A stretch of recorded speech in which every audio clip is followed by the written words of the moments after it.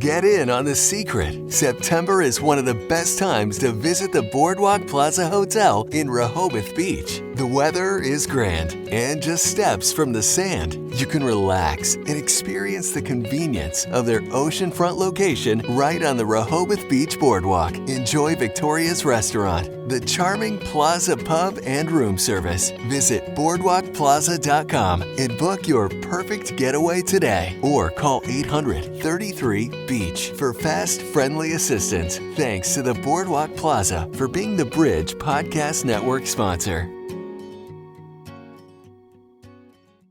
Maybe you just started attending a brand new church and they're already trying to get you to go into a small group. How dare they? Trying to get you to go to somebody's house. What? Or come to church on another day of the week. What do they think we are?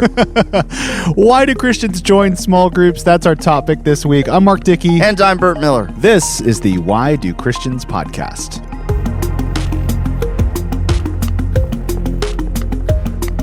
Hey, welcome to the show. My name's Mark Dickey. I host the afternoon show on the Bridge radio station. My co-host is Pastor Bert Miller of Solid Ground Church. Bert, how are you today? Well, Mark, Koinonia Dickey, I'm doing well. You're giving me a quizzical look. Let me tell you, that is a great middle name for you.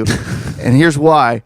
Because that's a Greek word that's often used to mean fellowship.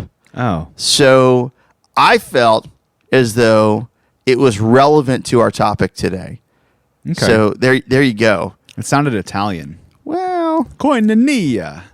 sure. Yeah, I could go with that. Okay. Yeah. Or like there's a coin in your knee, which if you didn't know, at one point in time, I was trying to split a stump. And Okay. a shard of axe went into my knee. And so Okay. I had some metal in my knee for a few weeks. Is that real? It's true. Well, I instantly regret that middle name for you then. Wow, okay. Well, it's actually very fitting. It's actually very medieval. Wow. Okay.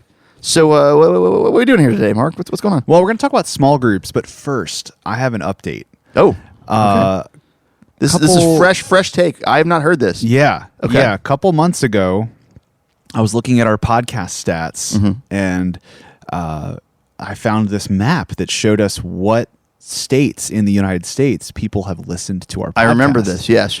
And it was wild because, you know, we're in Delaware right now. The Bridge broadcasts to Maryland, New Jersey, and Virginia. There were way more than 4 states that were on that map. Wow. In fact, a couple months ago, we had all but 16 states. Did we make it to Rhode Island? Hold on. We got Rhode Island. Yes. Yes. Yes.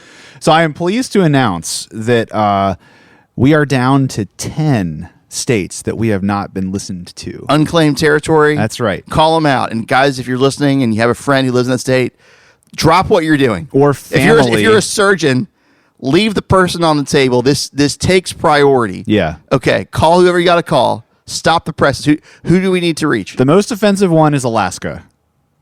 That's offensive? Because we have close friends who have friends in Alaska. Yeah. So we need to fix that one. How do we get? How do we break through the Great White North to get to our friends in Alaska? All right. Alaska, Okay. Utah, That's Arizona, Montana, okay.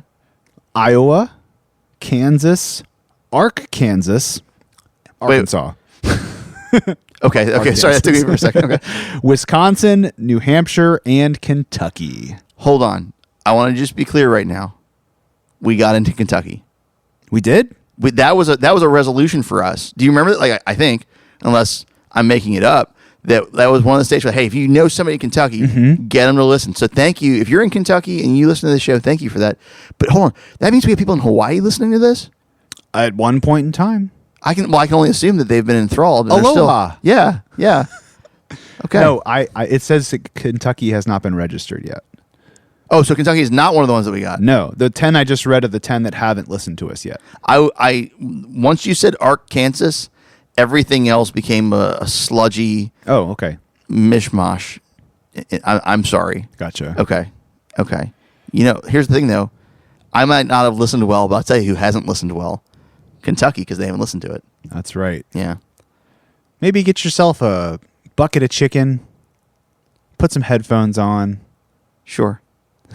Listen to it over at Churchill Downs while you're watching a horse race. Yeah. Or yeah. actually, I don't know if that steps on toes. I don't know, but there's some some bluegrass. Be a bluegrass concert. Listen to some Christian explanation. Or in your office. Sure. In your high-rise building. These are great places. Kentucky has a wide range of people and places. Sure. And Sure. what if this was the first It's a episode? melting pot, Mark. What Is if what we it is. finally got a Kentucky listener and it was this episode that Okay. got them? Yeah. All right. Go Cards or go Wildcats, depending on your prerogative. Go I on. digress. Okay. So today we're going to talk about small groups, and they're pretty important. Sure. They're pretty important to the lifeblood of a church, and I mean every church that I've been to has had some form of not Sunday morning group that you could be a part of. Mm-hmm. Were you about to call it an out-of-body group? No. I mean, I guess the church is the body, so Right, it's right. still the body. Okay. Anyway. Yeah, that absolutely is a thing. Sure. Yeah. So let's dive into why do Christians join small groups? Oh, let's go. Let's go. If we're there are all kinds of reasons. Maybe what we should do, should we just go with the Bible says? Should we start there? For the Bible tells me so. Yeah. Yeah. I mean, first and foremost, I think small groups are biblical, right? The idea of being in community with each other outside of a once a week gathering starts with the very first church ever. So in Acts 2, what happens is on this holiday called Pentecost, Peter preaches, tells Jewish people there what Jesus has done for them. About 3,000 people convert, and this is the description of what the church that comes from that looks like. This is in Acts 2, starting in verse 42. It says, "They devoted themselves to the apostles' teaching and to fellowship, to the breaking of bread, and to prayer." So, okay, what are they devoted to? They're devoted to the apostles' teaching. We say that's, scripture, the gospel, what have you.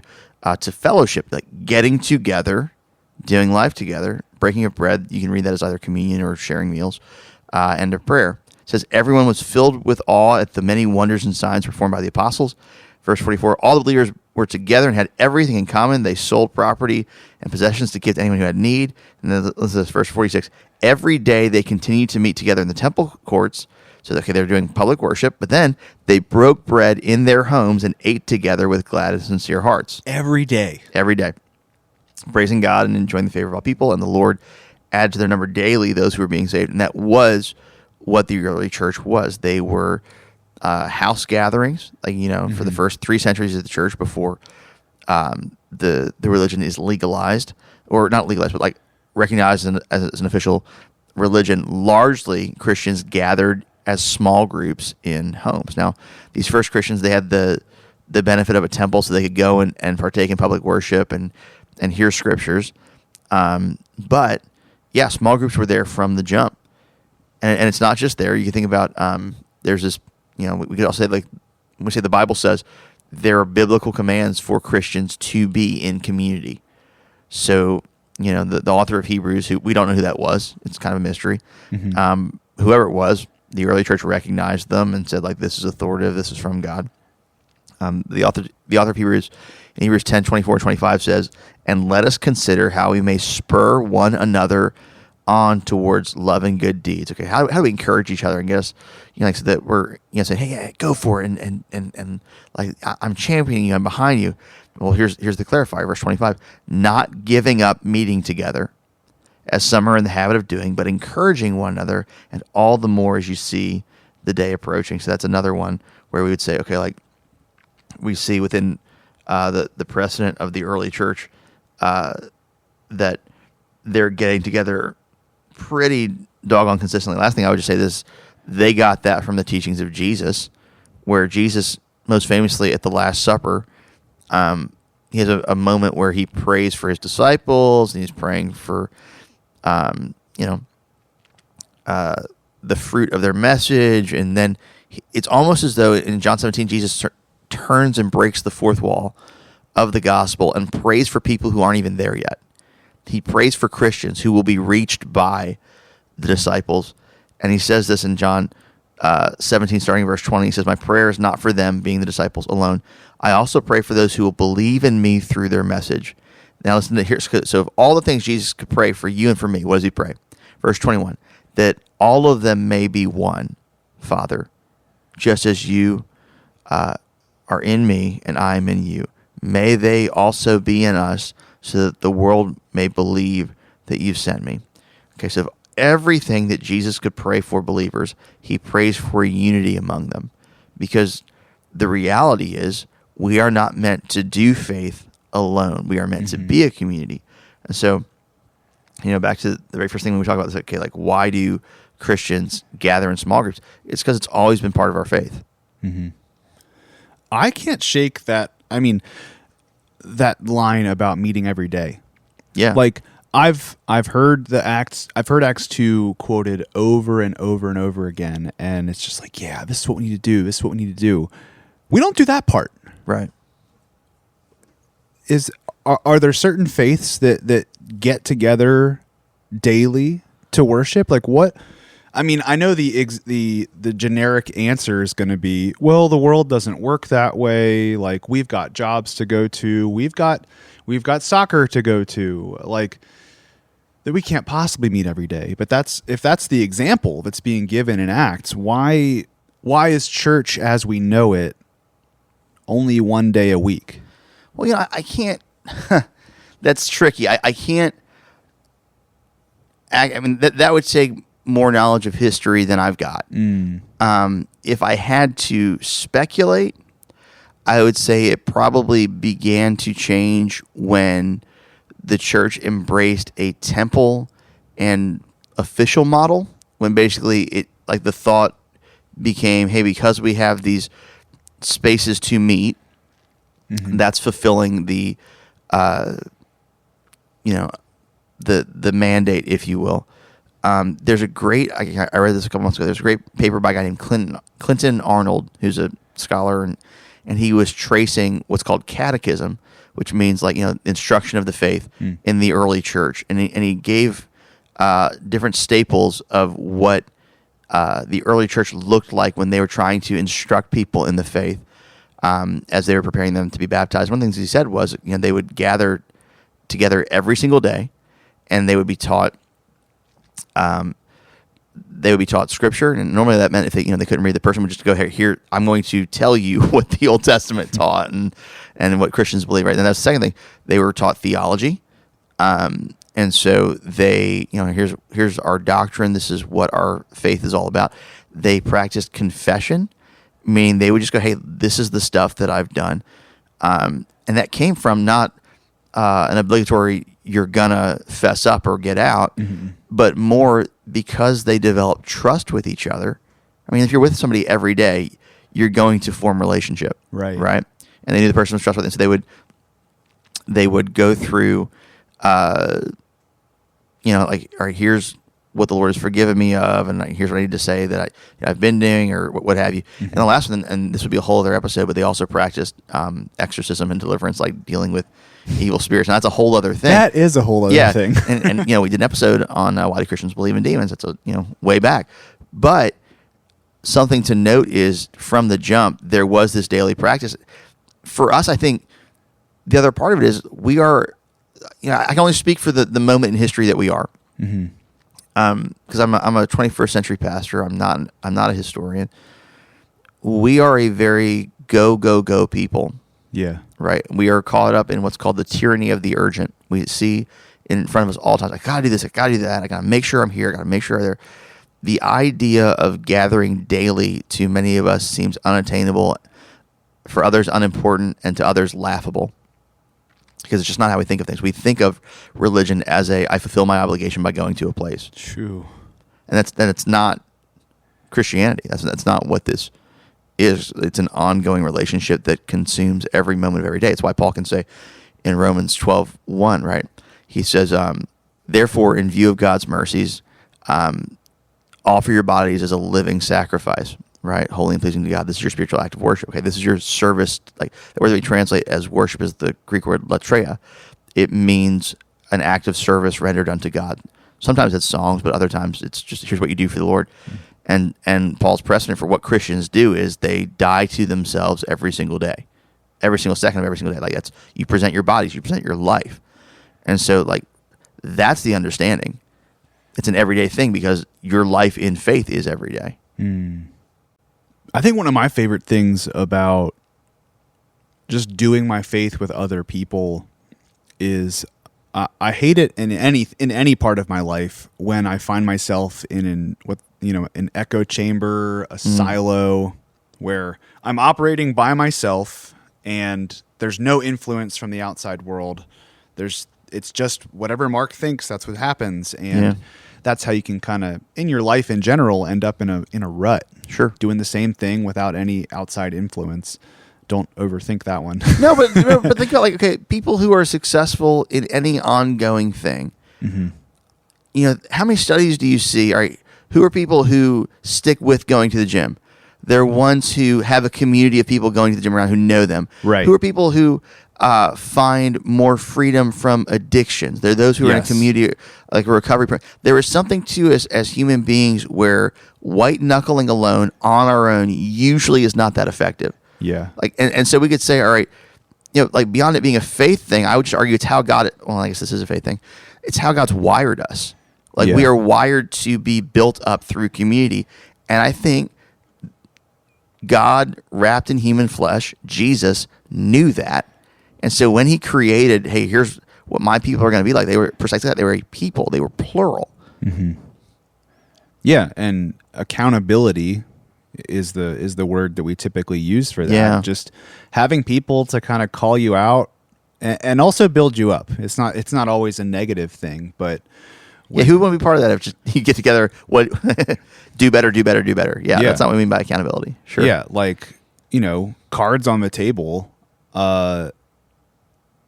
When my wife and I were pregnant the first time, we were very private about that pregnancy.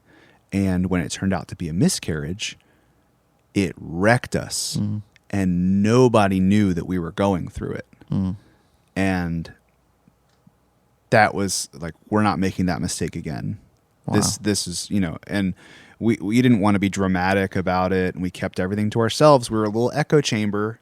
And it just, my wife and I, we kind of spiraled into this depression for like 6-8 months. Wow.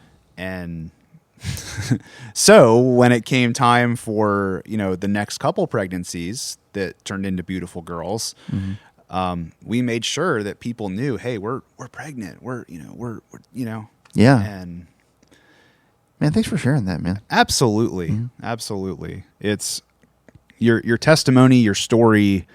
I mean, I just believe you can't help people with it if you don't share it. Yeah. If you keep it to yourself. Once again, community. Yes. Yeah. But yeah, the whole idea of accountability. So not just people's, you know, shoulders to cry on when things happen, but also, hey, you were being that was a little uncalled for the way you were acting today. Like, hey, you say you believe this, but this is what your actions showed me. You know, and having that is so important as believers. Well, that's something that being part of a small group can do that Sunday morning attendance cannot.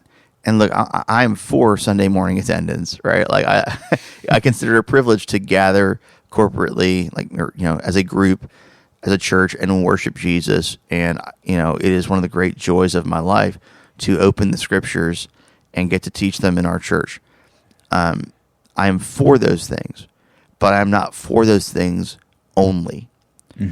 I think there are times in life where maybe the best thing for you is to go into a place and just, you know, like, you know, you've been, like, you're exhausted and you just want to sit and hear. Okay, sure. Okay. But if the extent of your engagement in a church is you come in, you listen, and then you leave, at no point, unless something changes, will you feel like they are yours. Because it's essentially what it is, it's just a good show that you've watched. You know, I watch Jeopardy. I don't feel like I'm a contestant on Jeopardy. You know, like, okay, That's a great way to say yeah, that. Okay, but when you make that transition to being part of a small group, suddenly it's not, you know, people know my name or they don't. You know, it's these are my people, and and we're gonna study something together. We're gonna pray together. They're gonna we're gonna fellowship. Like have meals together or snacks or something. Right? It turns the Christian experience from sitting in a row to sitting in a circle, and that fundamentally, I think, is better, so that you are engaged and get to actually critically interact with what you are presented. Yeah. Like if I'm preaching on Sunday morning and somebody fires back with a disagreement, I'm going to tell an usher to make them be quiet because there's a group of people I'm not going to tell an usher to make them be quiet, but hey man, would you mind? But we can talk afterwards. This isn't the place. Yeah, this isn't the place. Like we can talk afterwards. But small groups are a great place for that.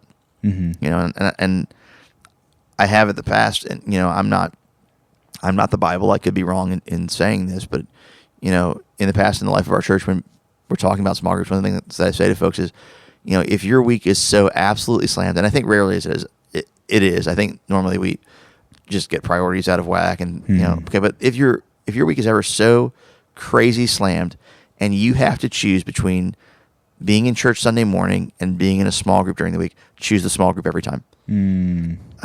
Now again, I don't I think most of us will never encounter a scenario where it actually is like that, but I do believe that group life is that important and valuable. You reminded me of a phrase that I've heard that I love. That's just you get out of it what you put into it. 100%. And so maybe you have tried a small group in the past and it wasn't for you, but did you stay long enough for it to be effective or impactful, and did you participate? Yes. And I know there's yes. And did you come to it without an agenda? Right? So like one of the things that when again, I can only speak from how my church operates because it's the church I'm a part of. When we have groups launch, one of the things that we talk about is creating clear expectations with group members that if you're joining a small group because you're lonely, okay, you can probably help that through a small group, but it would be wrong of you to demand that these people are your best friends on day one. Friendship doesn't work that way. No. It's got to be organic. You've got to give relationships time to flourish in the same way. If I put a seed in the ground, I don't yell at the flower to spring up. I give it time. Yeah. Okay. Well, that's how relationships work. And so if you join a small group and I'm here and nobody's my bestie yet. Okay. Just stick around. Mm-hmm. Just stick around. Am I saying they are going to be your best friend? No, because people have different personalities, interests. Okay. But relationships will flourish. The only way that I think that won't happen is if you approach it with apprehension. Maybe you sit in the back, you never say anything, and then you're mad that nobody knows what's going on in your life. I'm sure there's a person or two listening to this because they've been a part of a small group in the past and it didn't work out. They didn't just leave, but that bridges were burned at the end of it. And I mean, we're talking about, you don't just believe in Jesus and that's the end of your faith. Right. But Jesus is constantly working on us. Things are coming to mind. We're in pursuit of being more like him. 100%. With every day of our lives. And so in this community,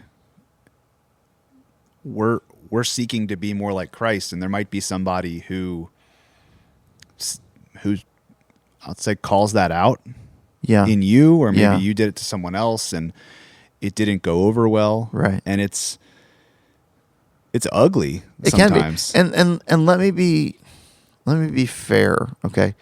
Because I am not most people's pastor. Mm-hmm.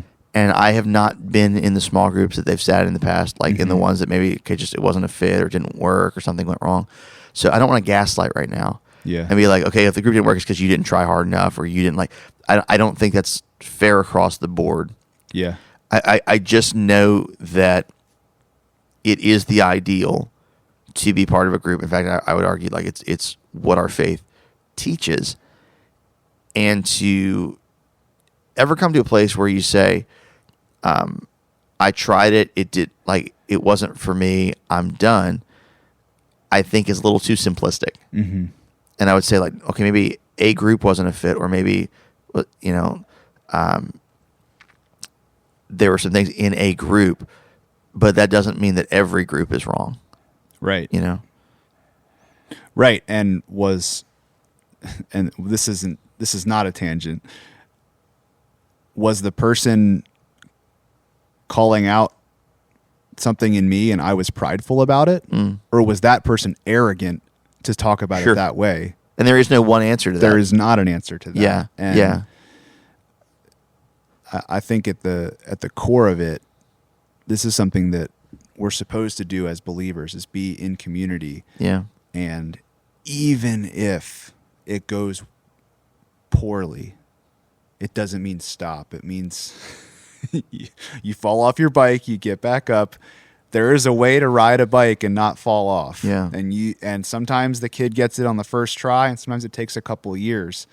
And God's desire for you is to be in community with I'd other agree with that. believers. I think if we were to summarize what we've been saying thus far, we could say it this way. Okay, like why, to our question, why do Christians join small groups? Number one, the Bible says.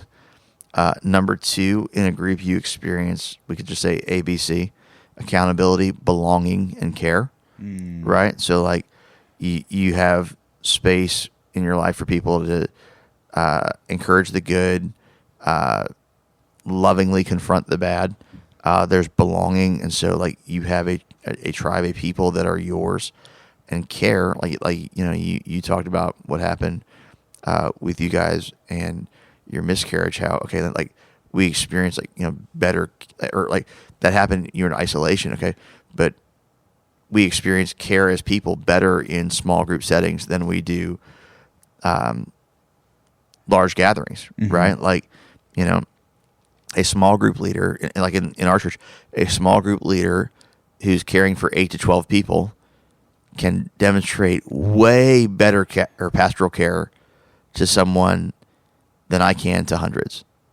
Like, there's just no way, like, I don't have the margin or the ability, but having like a personal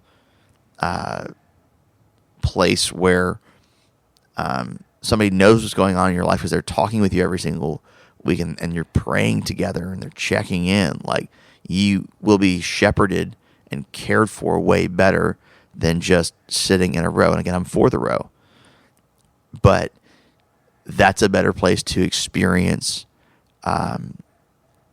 care. Growing up, I thought that church was just this Sunday morning thing. And I'm so thankful that the churches that I've been a part of, moving away to college, getting my first adult job and going into a church where there's these communities of people. The job that I have at the radio station came from a person that I knew at the church. The car that I drive came from a person that I knew at church. The house that I live in, I bought it from a friend who went to church with me. How about that? Like I'm not saying join small groups and then the Lord will shower blessings on you, but it's these connections, fellow believers who just want to support each other. That going back to Acts 2, they were together and they had everything in common, selling possessions and giving, Right. Like, I wasn't poor or needy at any point in time. Like, I could have gotten a junker car, but I was blessed through a relationship to get a car that I really love. It's nothing crazy. It's a 2008 CRV. But The lap of luxury. I love that thing though. To me, it is luxurious. There you go. It's Well, great. but it was because of those relationships. Like, if I was just showing up on Sunday and disappearing the moment the pastor said amen at the end of the sermon, my life would look totally different. Yeah. That's physically, not to mention my heart. Yeah. Wouldn't have these people who, you laugh and you cry with and you go through the ups and downs of life with. Well, you say that, gosh, two things spring to mind. Number one, if you're listening to this, okay, and you're like that, like, don't dart out the door Sunday. Neither of us would look at you with disdain if that's something that you do. And the reason I say that, I've known folks where they bolted out of the room because maybe they were so stirred by what happened, yeah. they would just go weep in their car, and they didn't want to see people. Yeah. They didn't want people to see them doing that, or they maybe felt a shame, and so they just wanted to get out of the room. And we're not for shame. I've done that. Yeah. Like we're not for shame. But I say to say, like, we have a measure of compassion there. So please don't hear anything from us that would indicate otherwise. But the second thing would be this: when it comes to, like, joining a group or not, some of us don't because we are afraid of vulnerability. And a crowd allows us to not be exposed or be weak. And to be fair, some people join groups and they never really join the group, in the sense of, like, they're there, but it's always best foot forward. And it's always, everything is great, too blessed to be stressed. And if your outlook is naturally positive, and you really, I would never say, like, come up with bad things if they're not there. But sometimes what happens is the idea of being in a circle is terrifying because it means I'm going to have to talk, or I'm going to have to be known. And a healthy group isn't going to demand those things of you, but it gives you a place for them. Like, usually if you join a small group, nobody's going to say, all right, now talk now. But that can be intimidating, and we want to recognize that sometimes you're like, and what I would just say is the reward is worth the risk. Yeah. Something else that we didn't plan to talk about, but you just made me think of it, was our culture these days has a very toxic view of, like, self-space, I think. Can you give me more with that?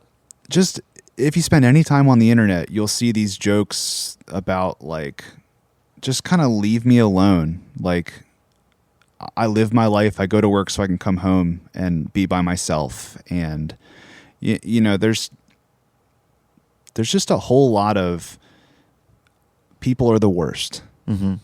That's probably more of what you see is, oh yeah, I'm done peopling today. And like, yes, you can be,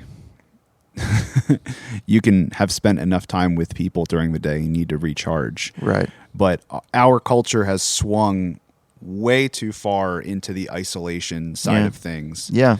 And no, I would agree with that. And sometimes it's justified. Wow. Yeah. Let's just go here for a second. It's justified under the idea of temperament, right?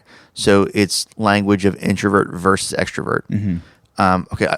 Let's understand. Okay. I'll just use my own example. I'm an introvert by nature. Okay.